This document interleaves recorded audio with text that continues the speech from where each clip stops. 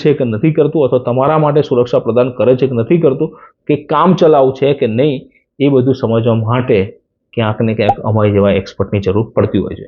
Bond પણ સારા છે, life insurance પણ સારું છે, મ્યુચ્યુઅલ ફંડ પણ સારા છે, ગોલ્ડ પણ સારું છે, રિયલ એસ્ટેટ પણ સારું છે, અને ફિક્સ ડિપોઝિટ પણ સારું છે.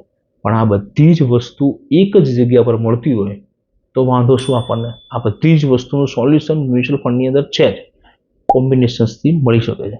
નિયમ નંબર 4, નીચા ભાવે ખરીદી કરો. લોકો જ્યારે નીચો ભાવ આવે ને ત્યારે નિરાશામાં હોય છે. જ્યારે માર્કેટમાં લોકો નિરાશાવાદી હોય ત્યારે તમે આશાવાદી બનો, આવું વોરન બફેટ કહે છે. આ નિયમ ખૂબ સ્પષ્ટ છે. એવું હોઈ શકે કે પરંતુ બજાર તે રીતે કામ કરતું નથી. હંમેશા જ્યારે ભાવ ઊંચા થાય ને ત્યારે લોકો લેવા માટે દોડી રહ્યા છે.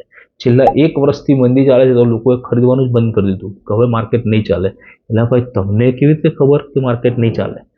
આપણું ફોકસ ફક્ત આપણો ધંધો અને આપણા ઘર ચલાવવા ઉપર જ હોવું જોઈએ. બાકીનું કામ માર્કેટને કરવા દો. મોટા ભાગે જ્યારે બજાર તૂટી પડે ને ત્યારે લોકો નિરાશ થાય છે.